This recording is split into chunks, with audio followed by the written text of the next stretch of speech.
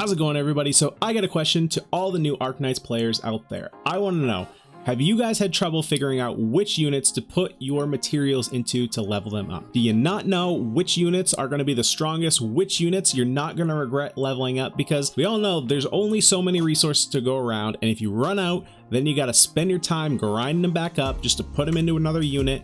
And you don't want to go through all those checks and balances to figure out if that unit is actually good. So in this video, we are going to be talking about units that you can easily acquire through free-to-play methods. As I am assuming if you guys are watching this video and you're new, you're probably playing free-to-play.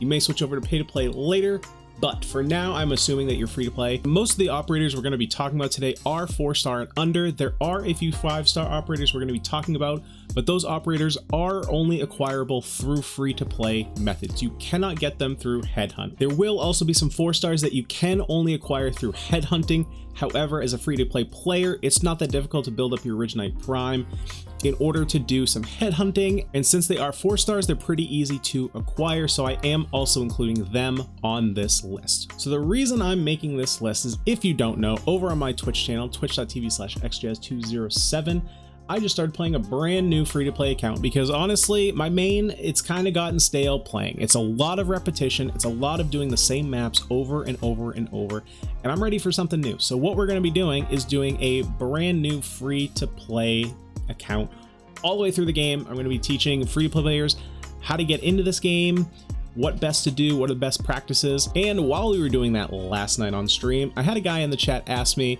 what units he should be prioritizing, because what he ended up doing was spread his resources a little bit too thin and he started having problems. So because of that, we're making this tier list for all you free-to-play players out there, so that way you don't have to guess. You know which units are best to invest in. Now, before we get into the tier list, I have just a couple quick things. First of all, we have to define how we are tiering them. So we're going to be tiering these characters into 3 separate tiers. First tier will be your staples. They're always going to be good. You're always going to be happy if you invest in these units. Tier 2 is they're going to be a good investment. So these are going to be strong characters, but they're pretty interchangeable, so you don't necessarily have to prioritize any of them. And finally, we have tier 3, which is characters that are really not worth your time investing in. For one reason or another, there are some tier 3s that are just overall bad characters, and there are some that are good, but you don't have to level them up, and we'll talk about those as they come up. Next, I won't be going super in detail with these characters because you can find all their details online. I'm going to be doing just a quick overview of each character, why I think they're in the tier that they are, and kind of go through these quickly because there are a lot of characters to get to. We're going through every class, and I don't want this video to be too long for you guys, but I do want to give you my thoughts on which units are the best to use as free to play. And one last thing before we get into the tier list, and that is to remind you guys to click that like and subscribe button. That way I know that you guys are liking the content. It is completely free and it helps out the channel in the best way possible. So without further ado, let's jump into that tier list. So first up, we're going to be talking about the specialists. And in talking about the specialists, we are not going to be talking about the specialists. There is a reason for that, and that is most of your lower level specialists really fall into other categories. So we will be talking about the specialists just within other categories. So technically first, we'll be talking about supporters. Now in the bottom tier of supporters, we have Rope, Cliffhard, and Yato. And yes, I know Yato is technically not a supporter. She is a Vanguard. However, this is one of my pet peeves. Yato is a supporter. Okay, the Vanguards in this game, they generate DP. Yato does not. Yato is more like a quick redeploy character. Therefore, I think she should be a supporter. But anyway, Rope and Cliffhard, while they're good and everything, you don't need to level them up because what they're used for, they're used in very niche situations, and in those situations you really don't need them leveled because they're just going to be pulling. You don't necessarily need damage. Basically what they're going to be used for is to pull an enemy towards a hole, and the hole will instantly kill the enemy. So the amount of damage they do, the amount of health they do, really is not relevant. The only thing that's potentially relevant is what level their skills are, because that can determine how heavy of an enemy they can pull. Yato is just really weak. For what she does, for being kind of your quick in and out unit, there's a better option later on down this list. So when we get to our tier 2s, we have Ethan, Deep Color, and Gravel. And this is where we see our first specialist. I'm putting Deep Color here really because she's the outlier. There are 2 other specialists that we'll talk about later And because Deep Color is the outlier, we're just putting her with the supporters because the supporters are all kind of oddballs. And this supporter class really is all just characters who do different things than each other. And it's kind of hard to compare all these. Gravel, I think, is the strongest out of this group. What Gravel really excels at is getting there quickly, stopping the forward momentum of a single enemy, and getting out and doing it again really quickly because her redeployment time is really fast. But I really don't think you're going to be utilizing her in the best way in the early game. I think overall there's just going to be better damage opportunities down the road with other characters. Deep Color, on the other hand, is kind of cool. She is the only summoner you can get as free to play. And her tentacles basically act as other operators while they're on the field, and her skills interact with those tentacles. Kind of cool character. I've actually never used her. She's pretty decent. She does some arts damage, and overall she's pretty decent. I don't use her just because her summons take up deployment units on the field, and because of that, I would rather just use my operators because they're gonna be stronger than the tentacles. But she's super cool. Next up we have Ethan. Ethan's acquired with shop vouchers. Ethan's pretty cool, just because he has a block count of 0. So while he's not going to be stopping enemies, he does have a pretty large range and he can hit a lot of enemies at the same time, all with arts damage. He does also have some slowing capabilities. He is kind of difficult to acquire though for free to play. You do need to get 150 shop vouchers. Lastly, in our first tier, we have the Lone Shaw. Now, Shaw, you don't really need to get to a high level. The reason I'm putting Shaw in tier 1 is because on the maps that Shaw is good, Shaw is great. And unlike Rope and Cliffheart, where you don't need to level them up to do what they do, Shaw is still a good unit if you level her up. So that's why I'm putting her at tier 1. And there are some levels that are far easier if you use Shaw. Shaw is just a great unit. She's a super staple. All right, next up, we get our starters. We got Vanguards. So in the bottom tier, we got the Lone Vanilla. Vanilla is fine, but there are just so many better options that you get right from the start of the game. Her defense is really weak. I don't even know why she's classified as a defense Vanguard when her skills increase attack. But anyway, she's just kind of brittle and she's not very good at generating DP compared to your other Vanguards on this list. And the Vanguards, honestly, that you get, which we're going to talk about in the next tier, that you get for free are just better than her. So in tier 2, we got Scavenger, Fang, and Plume. So Fang and Plume you get automatically just from starting the game. Both are very good starting Vanguards, and you're probably going to be sticking with them for a while. These two are nothing to sneeze at. They are quite good. They do have very good DP regeneration. They do some decent damage. So of the two that you get immediately from the game, Plume is going to have overall better stats. However, she is limited in that the DP she gains is only from killing blows on enemies. So Fang is better in the case where she's not landing the killing blow on a lot of enemies, and just over time you're getting consistent DP. So of course there are pros and cons to both, but they're both better in certain circumstances. And lastly, in tier 2 we have Scavenger. Scavenger is good. She's definitely the strongest out of these three. However, she is a little bit difficult to use because in order to fully utilize her, you can't put units next to her. And a lot of the early game is about stacking units because your units aren't super strong yet. So you need to rely on teamwork and the unity between your units. And if you're not really putting any units next to her, she might get killed pretty easily. So because of that, she's in tier 2, not tier 1, but still a strong unit. And last up, we got the tier 1 Vanguards. We got Courier, we got Myrtle, and we got Vigna. All of these kind of fit different roles. So let's start with Vigna.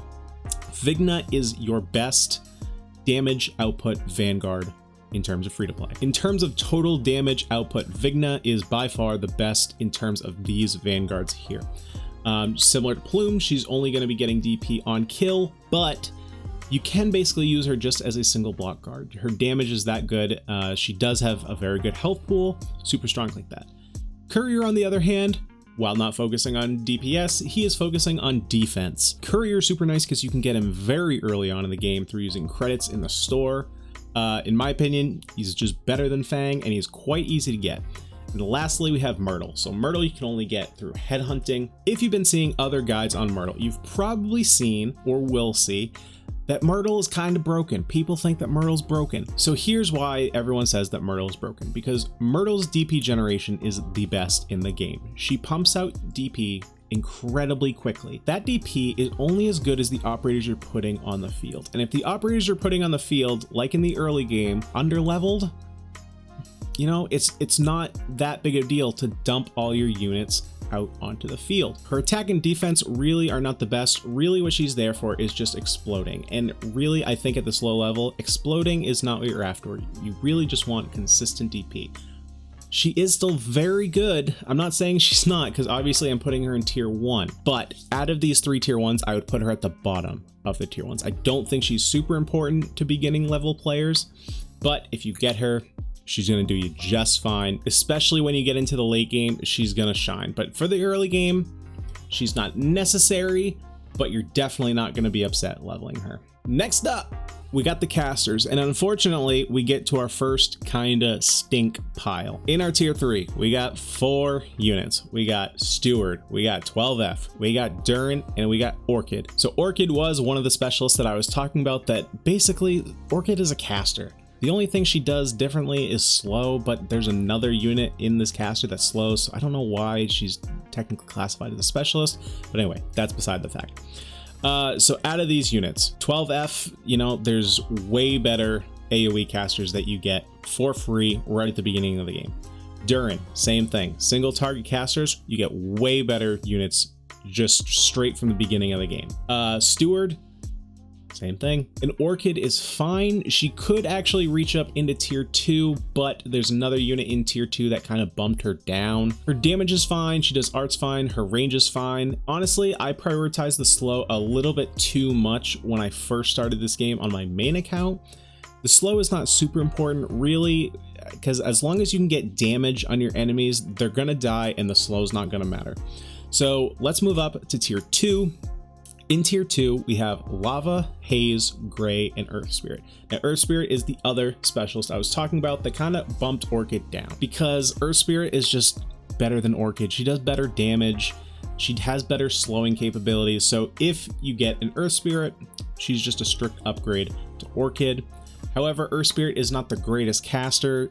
If you're looking for a good caster, probably the other straight casters are better on this list. Now, Lava, until you unlock one of our tier 1 characters, is going to be your best AoE caster. Her damage is super solid. Really, everything about her is just solid. She doesn't really stand out in anything. She's just decent. So next up we have Gray, and I do actually prefer Lava to Gray, even though Gray has a little bit more utility in that he does actually have skills. He does apply a slow on each of his attacks, and his stats are basically the same as Lava. Really, the kicker here is how much they cost. Now, their initial cost is only 2 different. Lava costs 2 cheaper. However, Lava's duplicates are way easier to get than Gray's. So because of that, Lava's going to end up costing 4 less. And 4 is huge, especially when the units cost as much as they do. Lava getting down to 25, that's a lot of DP, especially in the early game when you don't have great Vanguards. And Gray going up to 32 when you E1 him, it's just too much to spend on what he does. Lava is just a bit more consistent. She's going to be easier to get on the field. Even though there's a little bit more utility with Gray, Gray is also more difficult to get. You do have to roll for him. So Lava is just going to be like your go-to. And last up in the tier 2s, we have Haze. And Haze, I was unsure of if I actually wanted to put her in tier 2 or tier 1, because she is kind of borderline.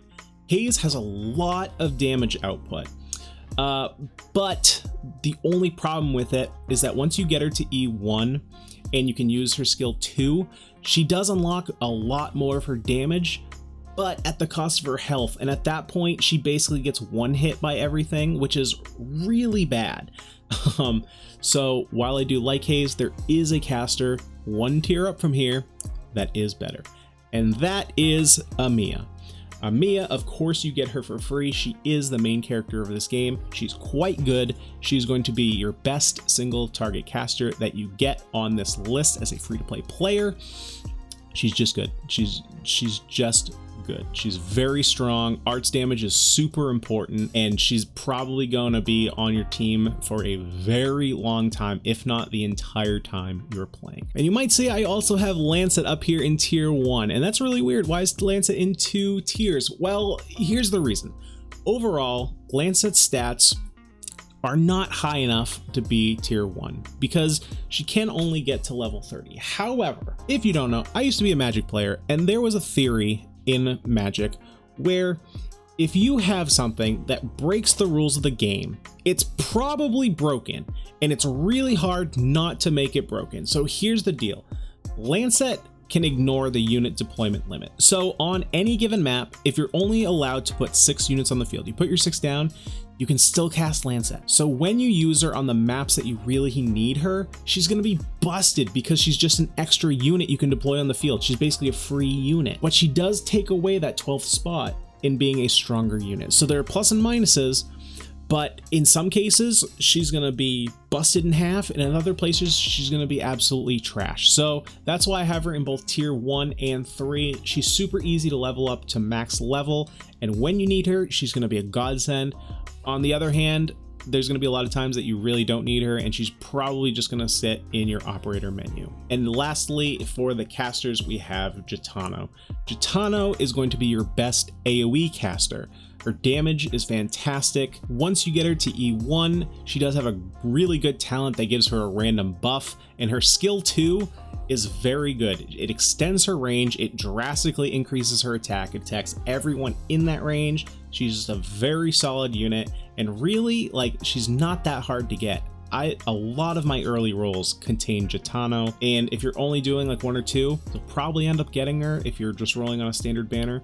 Super solid unit, you won't be upset with Gitano. Next up, we got the sniper class, and in the sniper class, or should I say at the bottom of the sniper class, we got Anashiel and Rangers. And I don't have too much to say about these guys because they're pretty plain Jane. They don't do anything special. They hit things in the air, and that's about it. Next up, we have a bunch of units in the tier 2 class for snipers. We got Ambriel, we got Catapult, we got Jessica, we got May, and we got Vermeil. And all these guys pretty much do the same thing. 2 units that are a little bit different than the others are Ambriel and Catapult.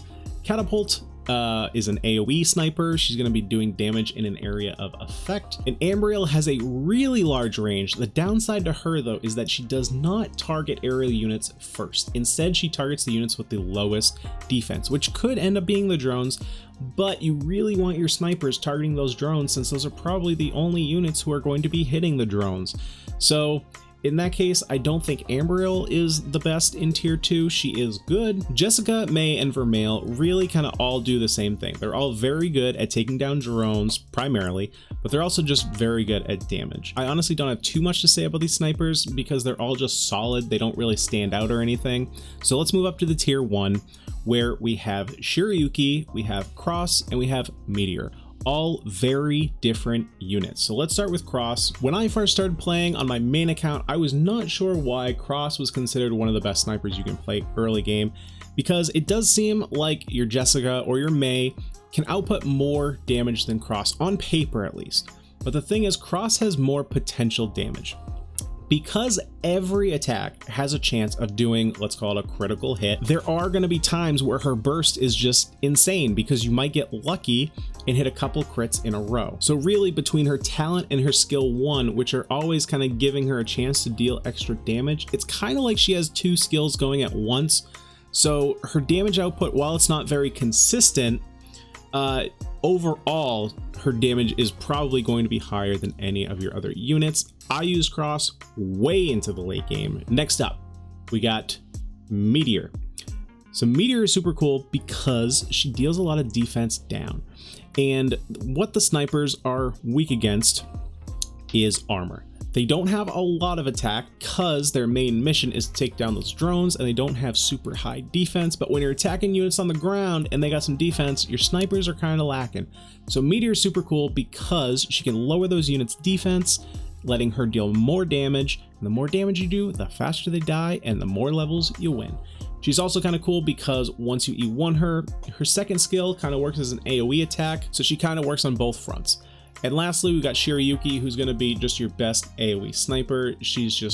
Her damage is great. Her skill 2 also does arts damage, which is very nice because, as we just talked about, snipers are very weak against high armor units, and most high armor units, they fall to arts damage. So Shirayuki is super cool in that sense. So we've made it over the halfway point, and now we get to the medics. So at the bottom of the medics, we have Hibiscus and Lancet. I'm going to wait to talk about Lancet for just a minute. First up, we're going to talk about Hibiscus, and Hibiscus is just fine. She's a solid unit. She doesn't really do anything particularly well, and she doesn't really do anything particularly bad. She's just fine. She's going to be good in the early game. Next up, we got Ansel.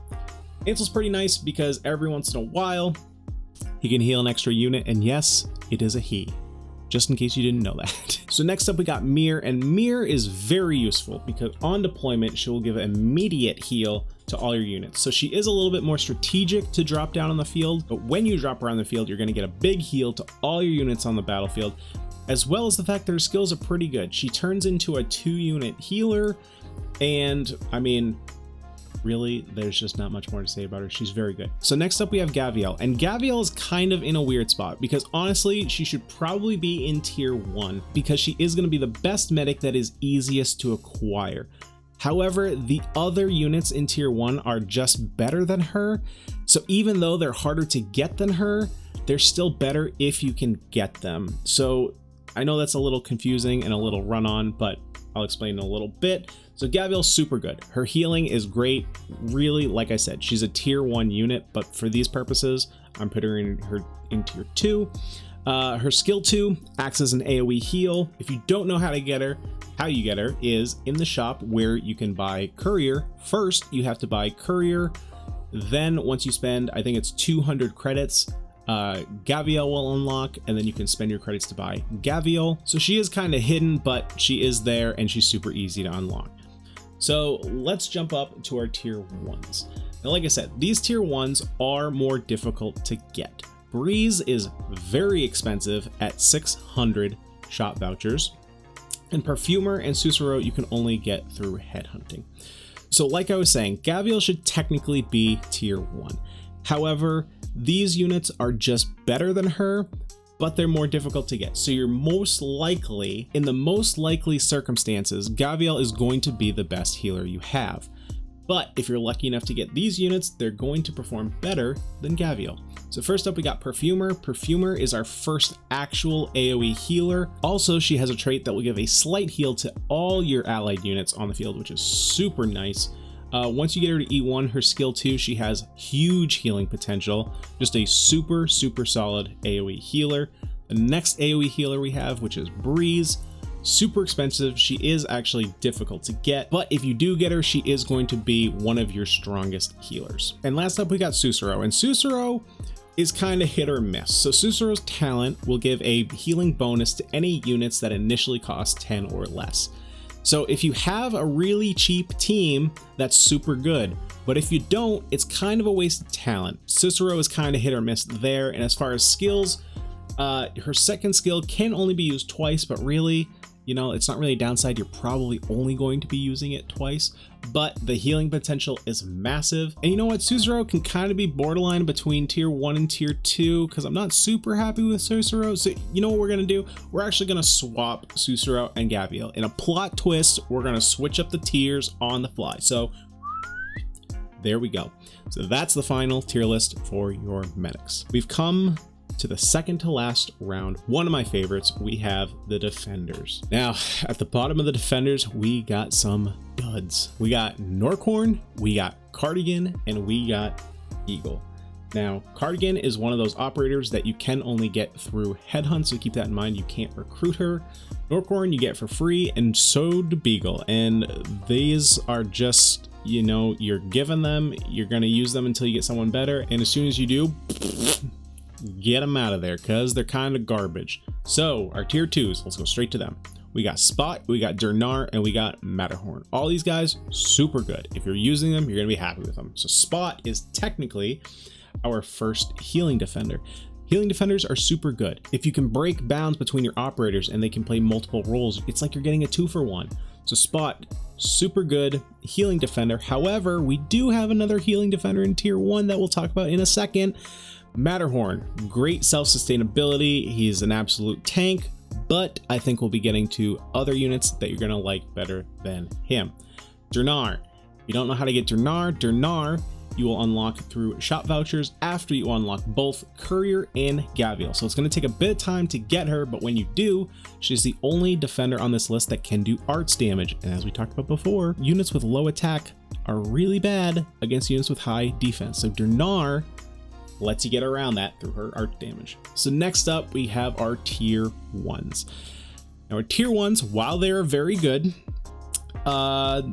they kind of don't exactly fall under our free-to-play guidelines. So here's the deal. First up, we have Gummy. I'm going to consider Gummy free-to-play, even though technically she is behind a paywall. That paywall is a single $1. And if you can't afford to throw $1 at this game for the devs, come on, what are you doing? Just give them the $1. You get more than Gummy. You get some LMD. You get some materials. It's so worth the $1. Gummy is great. Gummy is just a strict upgrade to Spot. She's going to be healing all your units. She's got great stats. Just Gummy's great. Spend the $1 to get her. The other kind of on the edge one is Vulcan. Now the reason I'm putting Vulcan in here is because the only way you can get Vulcan is through recruiting, and recruiting you can definitely do on free to play, no strings attached. So I'm putting Vulcan in here. I know that a lot of people will not get Vulcan. I've been playing for months and I still don't have Vulcan.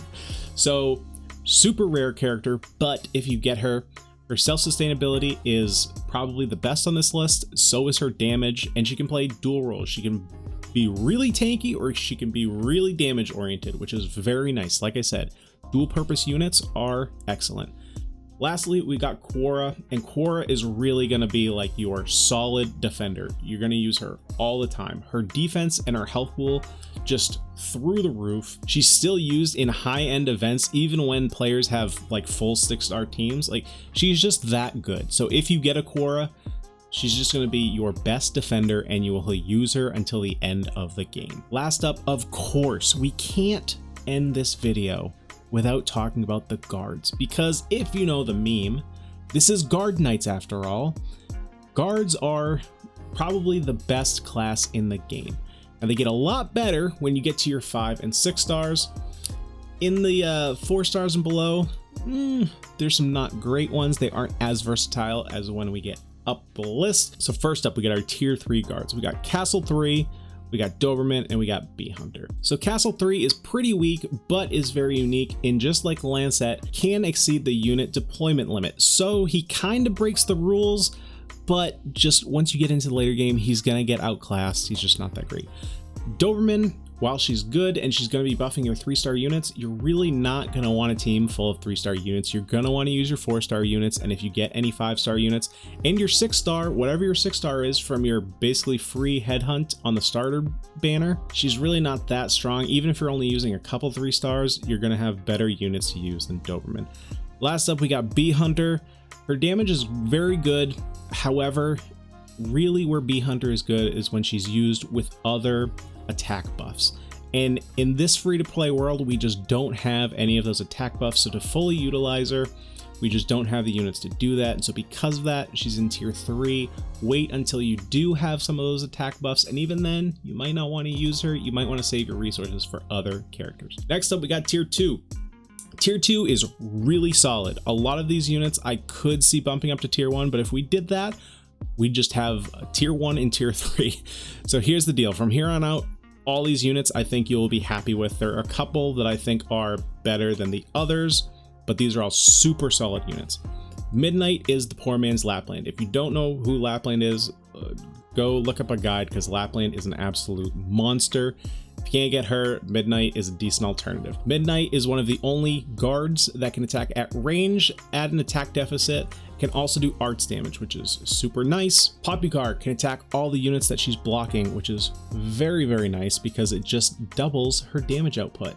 So it's kind of like a hidden buff. Matori Maru can do a lot of damage, especially once you get her up to E1 and you can use her skill 2. However, there is a unit higher up the list that at the same levels is just better than her stats wise, and she doesn't get that huge defense drop that Matori Maru does. Lastly, we got Frostleaf. I love Frostleaf. I think I'm going to use Frostleaf a lot more on my free-to-play run this time around.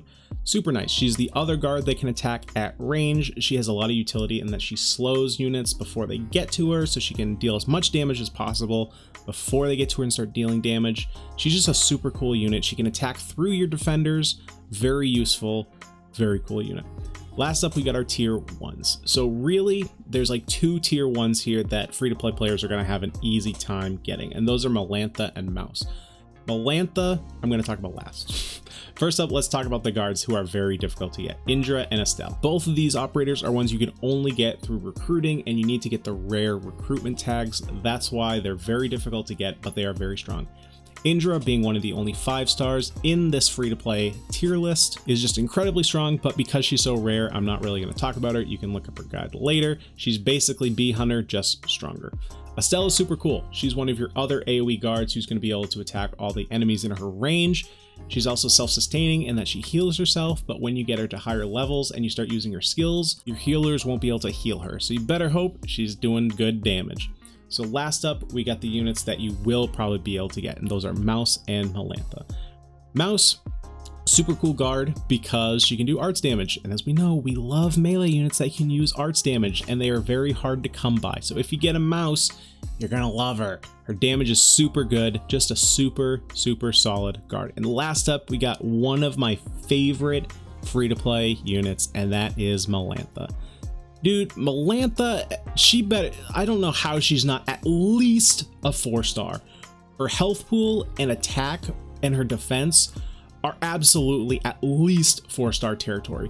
Her downside is she really doesn't have any skills that are great. She has the one skill that increases her attack, but nothing that's like super utilitarian. She's just great. Like, you're gonna use her forever. She's so strong. She's gonna outclass all your other units. Even if she's under leveled, she's gonna outclass all your other units. All right, gamers, and that is all we have for today's video. I hope you guys did enjoy the content. I hope you guys learned which operators you should be prioritizing. If you have any questions, or if you think there were units who should be lower or higher on this list, let me know down in the comment section below. Let's have a discussion about it. But of course, this is just one guy's opinion. I am only human. I can't be perfect all the time, but I think this list is pretty solid, and you guys won't be disappointed in it if you stick to it. And before I take off today, just want to remind you guys to click that like button and subscribe button. That way you always know when I put out a new video just like this one. Don't miss any of the Arknights content coming in the future. It's completely free, costs you absolutely nothing, helps out the channel, helps out you guys play the game. Also, don't forget to go to my Twitch channel, twitch.tv/xjazz207. We will be playing a brand new free-to-play account all the way through with no spending, except for that gummy that I talked about. But really, is it really spending? It's only $1. That's gonna do it for me today, guys. Thank you so much for watching. I'll see you guys in the next video. Peace.